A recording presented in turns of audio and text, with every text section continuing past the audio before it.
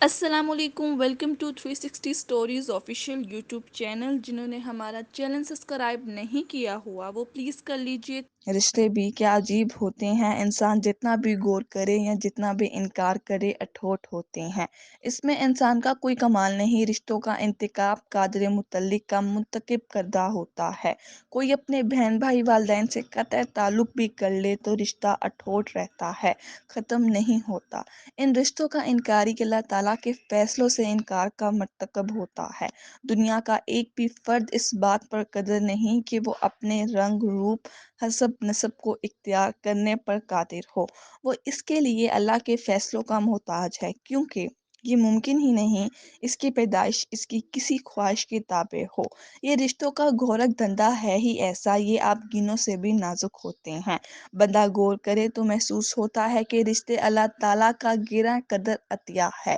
رشتوں کا کوئی نعم البدل ہوتا ہے نہ ہو سکتا ہے۔ اربوں خربوں لوگوں کے درمیان آپ کے ماں جائے معجز اتنے ہیں جن کا شمار انگلیوں پر کیا جا سکتا ہے۔ پھر رشتوں کی قدر کرنا یا احترام نہ کرنا کتنی عجیب بات ہے۔ اسی لیے امیر المومنین حضرت علی رضی اللہ عنہ نے فرمایا تھا، احساس کے رشتے خونی رشتوں سے بڑھ کر ہوتے ہیں۔ آج لوگوں کا خون سفید ہو گیا ہے، اسی لیے وہ اپنے حقیقی رشتوں کا بھی احترام نہیں کرتے۔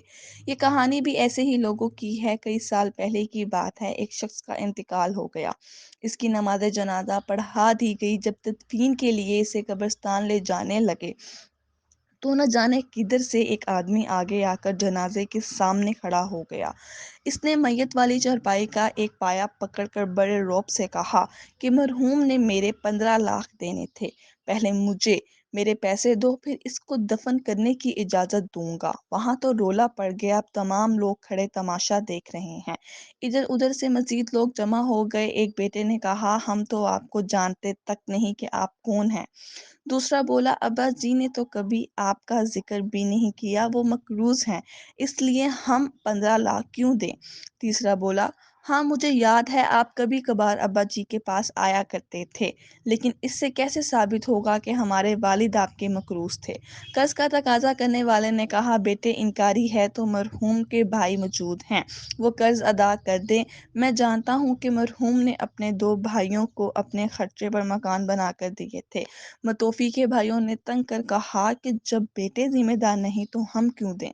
جنازے پر موجود لوگوں نے قرض کا تقاضا کرنے والے کو بڑا سمجھایا کہ آپ تدفین ہونے دیں، اگر مرحوم واقعی آپ کا مقروض تھا تو ہم وعدہ کرتے ہیں آپ کا ساتھ دیں گے اور آپ کی رقم لے کر دیں گے۔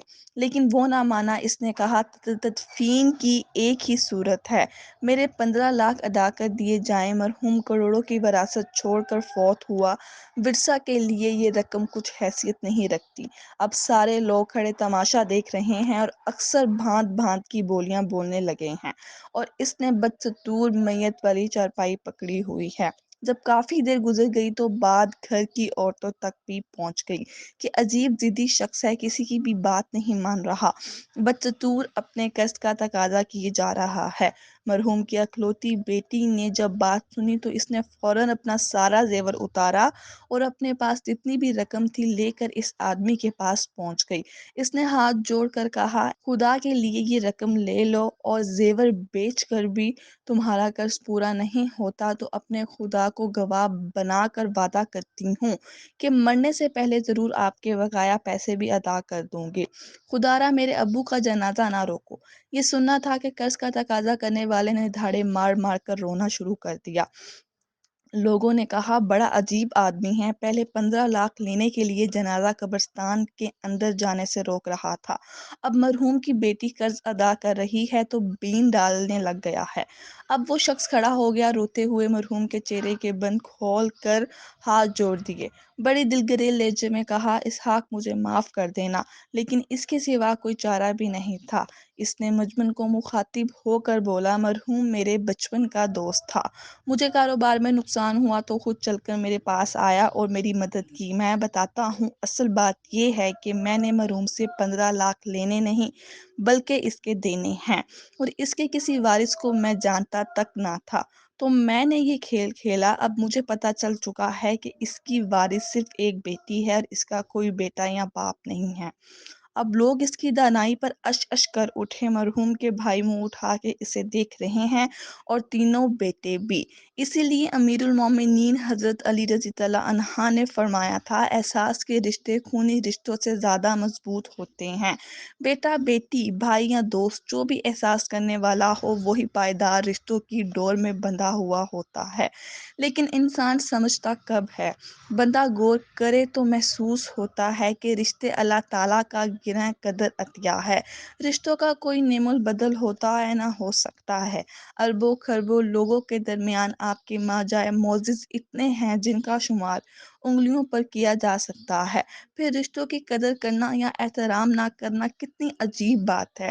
اکثر دیکھنے میں یہ آیا کہ تھوڑے سے مفاد، لالچ اور جائیداد کی خاطر لوگوں کے خون سفید ہو جاتے ہیں، بھائی بہنوں میں بول چال بند ہو جاتی ہے، حتیٰ کہ لوگ والدین سے بھی ناراض ہو جاتے ہیں۔ کئی تو پراپرٹی ہتھیانے کے لیے اپنے پیاروں کو قتل کرنے سے بھی دریغ نہیں کرتے۔